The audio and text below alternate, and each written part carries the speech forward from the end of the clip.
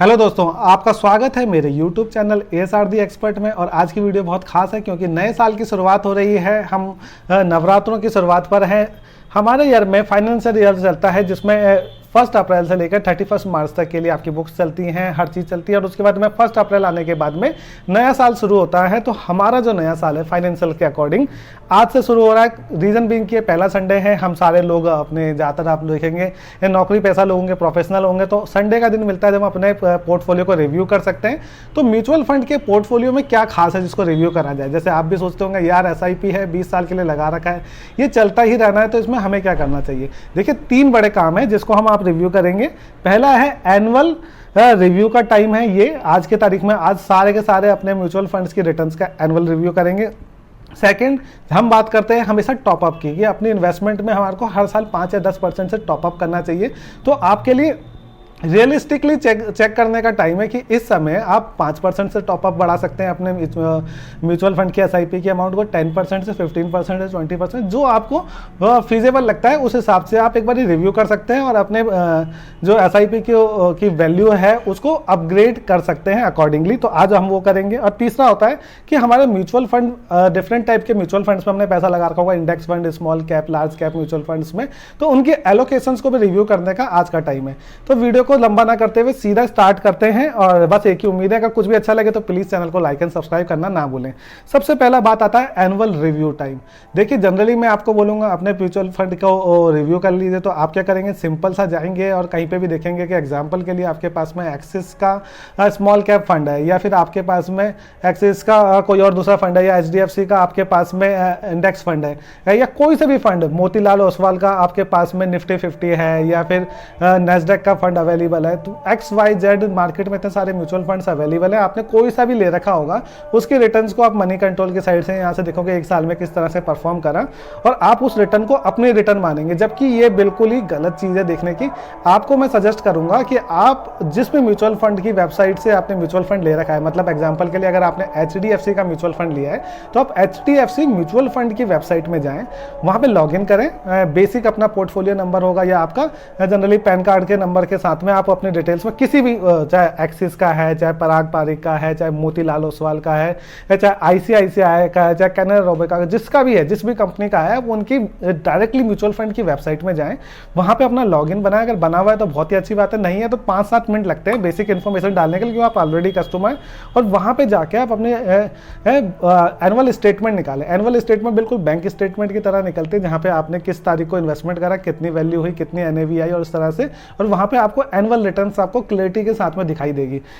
ये क्यों जरूरी है देखिए, और क्यों ये मार्केट से वेरी करता है। देखिए मार्केट के अंदर में इक्विटी, अगर हम mutual fund, equity mutual fund के अगर हम इन्वेस्टमेंट कर रहे हैं तो इक्विटी की वैल्यू डेली बेस पे ऊपर नीचे होती रहती है, जिसकी वजह से म्यूचुअल फंड की जो NAV की वैल्यू है वो कांस्टेंट बेसिस पे ऊपर नीचे होती रहती है। और हमारी जो इन्वेस्टमेंट है वो जो हो रखी है वो मंथ में कोई पर्टिकुलर सर्टन डेट्स के ऊपर में जा रही है। वो डेट्स अलग अलग हो सकती है अलग अलग इंसान के लिए। आपने 10 तारीख को लगाया, मैंने 8 तारीख को लगाया, सामने वाले भाई साहब ने 15 तारीख को लगाया, किसने 24 तारीख को लगा रखा है, तो उन सबको परचेस वैल्यू अलग अलग मिलेगी, जिसकी वजह से आज उनकी रिटर्न्स की जो वैल्यूज होंगी वो डिफर करेंगी।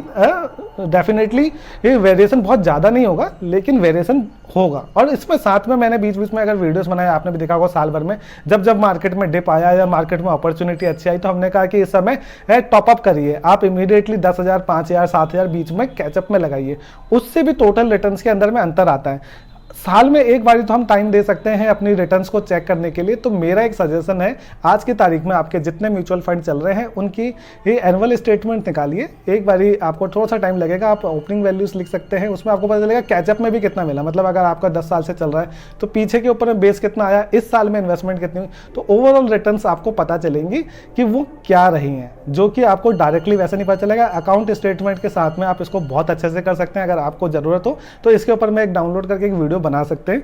तो ये एक अच्छा आइडिया है मेरी तरफ से कि आज आप इतना निकालें कि एनुअल स्टेटमेंट डाउनलोड करें और रिव्यू करें आपके म्यूचुअल फंड्स ने किस तरह से परफॉर्म करा, और आपको इससे रियलिस्टिक एनुअल रिटर्न्स वैल्यू के बारे में पता चलेगा। 12% चल रही है, 18%, 20%, तो उसका एक आइडिया आपके पास आएगा।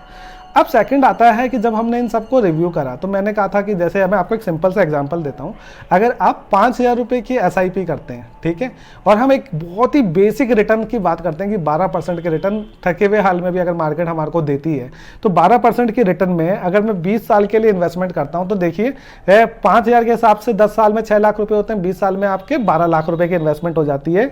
तो यहाँ पे आपको जो रिटर्न बनेगी ना 20 साल के लिए, अगर आपकी एसआईपी कंटिन्यू रहती है, मैं इंडेक्स फंड के हिसाब से ही बात कर लेता हूँ, तो आपको 49 लाख रुपीस की रिटर्न्स मिल जाएगी। 49 लाख रुपीस में आपके बने 37 लाख रुपीस।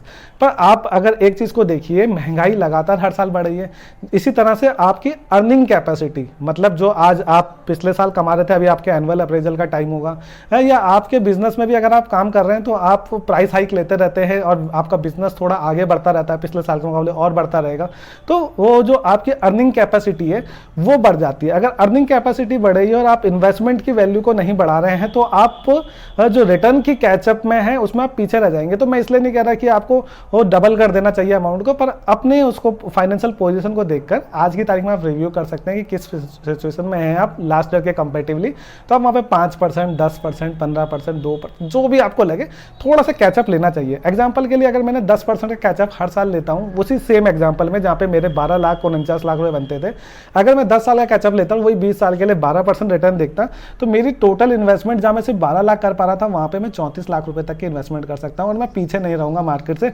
और जो मेरा रिटर्न्स आती है वो 95 लाख रुपीस के अराउंड में आती है, 49 लाख के अगेंस्ट में। तो यहाँ पे मेरे को मोटा मोटा 60 लाख रुपीस का एडवांटेज मिलता। तो कैचअप का ये फायदा होता है कि जो इन्फ्लेशन हो रहा है मार्केट के अंदर में, आप उसकी वजह से पीछे नहीं रह जाते। मार्केट में अगर इन्फ्लेशन 10% से बढ़ा तो हमने इन्वेस्टमेंट भी 10% से बढ़ा दी, ताकि जब वो एक्चुअल रिटर्न्स आए तो मेरे को उसी के बराबर पैसा मिला। सिंपल सा, जैसे बोलते हैं 1 लाख रुपए की आज जो वैल्यू है, मे भी 10 साल पहले उसकी वैल्यू बहुत ज्यादा रहती, क्योंकि इन्फ्लेशन ना होने की वजह से, इन्फ्लेशन कम होने की वजह से है। तो इसी तरह से जब हम अपने रिटायरमेंट के लिए काम कर रहे हैं आज से 20 साल बाद के लिए, तो वहां पे ऐसा ना हो जाए कि हम एक एक्स अमाउंट के लिए काम कर रहे हैं और पता चलो उस एक्स अमाउंट की वैल्यू ही नहीं रही। तो इसलिए टॉपअप बहुत जरूरी है। आज हम 2 अप्रैल 3 अप्रैल के अराउंड में बैठे हैं, पहला संडे है, आप अपने फाइनेंशियल्स को देख सकते हैं, अप्रेजल्स आपके इन लाइन होंगे या आसपास होंगे, तो आप उस हिसाब से अपनी टॉपअप एसआईपी में टॉपअप कर सकते हैं। आज ही डिसीजन लीजिए। जैसे मैंने बताया, आप डायरेक्टली वेबसाइट पे लॉगिन करके वहाँ पे अमाउंट में टॉपअप वैल्यू को ऐड कर सकते हैं, कितने से आप कैचअप कर रहे हैं। और इस अमाउंट को ऐड करने के 2 तरीके हैं। एक होता है कि आपकी एग्जिस्टिंग एसआईपी के अंदर में ही, सेम फोलियो के अंदर में ही आप उसमें वैल्यू को बढ़ा दें, इंक्रीज कर दें, या फिर एक एडिशनल अमाउंट जैसे 5 आपका चल रहा था, आपको 500 रुपये से बढ़ाना है या 1000 रुपये से बढ़ाना है, तो एक सेकंड कोई डेट सिलेक्ट कर सकते हैं और उसमें उस अमाउंट को ऐड कर सकते हैं, तो आपके पास में कॉन्टिन्यूसली सेम लेवल पे चलता रहेगा। तो ये एक अच्छा एग्जांपल है जिसके थ्रू आप टॉपअप कर सकते हैं और ये रिव्यू करने का परफेक्ट टाइम है। तीसरा आता है हमारा एलोकेशन का टाइम, कि हमारे को अगर म्यूचुअल फंड्स हम देखें तो वक्त के साथ में अलग अलग सेक्टर अलग अलग तरह से परफॉर्म करते हैं। जैसे बैंकिंग सेक्टर ने पिछले 5-10 साल 15 साल में अच्छा करा, लेकिन 1-2 साल से उस तरह से परफॉर्मेंस नहीं आई है। और 10 साल से मरा पड़ा सेक्टर जो हमारा इंफ्रास्ट्रक्चर का था या फिर पावर सेक्टर का था, जो बुरे हाल में चल रहा था, वो अचानक से टॉपअप के उसमें आ गया है और वो अच्छा काम कर रहा है, एब्सोल्युटली फिनोमिनल रिटर्न्स दे रहा है। तो ऐसे में ज़्यादा कैरिड अवे ना होते हुए हमारे को सिर्फ इतना रिव्यू करना है कि हम सेफ साइड में भी रहें, पर हमारी इन्वेस्टमेंट एक अच्छी एलोकेशन के साथ में हो। प्लस हमारी 2, 3, 4, 5 साल जितना भी आपने खास करके लॉकडाउन में सबकी फाइनेंशियल नॉलेज काफी अच्छी हुई है, तो आपकी नॉलेज में भी बूस्टअप आया होगा। तो आपने जो शुरुआत करी थी काफी सेफर फंड्स के संग गई। सेफर कौन? जैसे इंडेक्स फंड या लार्ज कैप फंड में आपने इन्वेस्टमेंट करा। पर अगर आप देखेंगे लार्ज कैप म्यूचुअल फंड और इंडेक्स फंड के जो स्टॉक्स हैं वो आपस में मैच कर जाते हैं। टॉप 10 फंड तो इमीडिएटली एब्सोल्युटली सेम होता है 60-70% की वेटेज में। तो आप थोड़ा सा प्ले कर सकते हैं with small cap fund, mid cap fund, और साथ में आप जा सकते हैं स्पेसिफिकली फील्ड स्पेसिफिक फंड, जैसे कि आईटी के फंड्स जो म्यूचुअल फंड्स हैं वो मुझे काफी अच्छे लगते हैं। वहां पे आप 20-30% की एलोकेशन रख सकते हैं। Small cap mid cap fund के अंदर में आप 30% तक की एलोकेशन रखते हैं, और इंडेक्स फंड और लार्ज कैप फंड को मिलाकर 50% की वेटेज रख सकते हैं, क्योंकि वो काफी सेफ्टी आपको प्रोवाइड करते हैं, क्योंकि लॉन्ग टर्म का नेट है, यहाँ पे लंबा गेम है। तो आप इस तरह से अपने एलोकेशंस को ऊपर नीचे कर सकते हैं, देख सकते हैं किसने परफॉर्मेंस करा मार्केट में, आपको जहाँ पे कॉन्फिडेंस आता है तो उस पर काम कर सकते हैं। तो मेरे आज के 3 जो फंडे थे, ये जो संडे है इसको बर्बाद ना करने के, तो संडे के खास फंडे, पहले हम अपने म्यूचुअल फंड के जो भी हमारे म्यूचुअल फंड्स हमने इन्वेस्टेड कर रखे हैं उनकी स्टेटमेंट ऑफ अकाउंट निकालेंगे और देखेंगे किस तरह से परफॉर्मेंस करी, हमने कब कब कैसा पैसा लगा के काफ़ी अच्छी एनएवी अर्न करी थी बीच में टॉपअप करके। सेकंड, हम अपनी टॉपअप वैल्यू को रिव्यू करेंगे कि हमारी फाइनेंशियल पोजीशन किस तरह से चल रही है और उस टॉपअप को हम कितना इंक्रीज कर सकते हैं जिससे कि एक्चुअलाइज हम इन्फ्लेशन को बीट कर सके। और तीसरा होता है कि एलोकेशन, अगर हमारे को mutual fund different mutual fund के एलोकेशंस को चेंज करना है, किसी को कम किसी को ज़्यादा करना है, तो हम वो कर सकते हैं, सिचुएशन का फ़ायदा उठा सकते हैं। तो इस तरीके से आज का दिन हम म्यूचुअल फंड डे बोलेंगे, एनुअल रिव्यू टाइम बोलेंगे। और उम्मीद करता हूँ अगर आपको ये कॉन्सेप्ट अच्छी लगी हो, थोड़ा सी भी हेल्प मिली हो तो वो मेरे को इनकरेज दें। और कोई अगर सवाल हो तो आप कमेंट्स कर सकते हैं, मैं जनरली सारे कमेंट्स के आंसर करता हूँ। उम्मीद करता हूँ आज की वीडियो अच्छी लगी हो तो चैनल को लाइक एंड सब्सक्राइब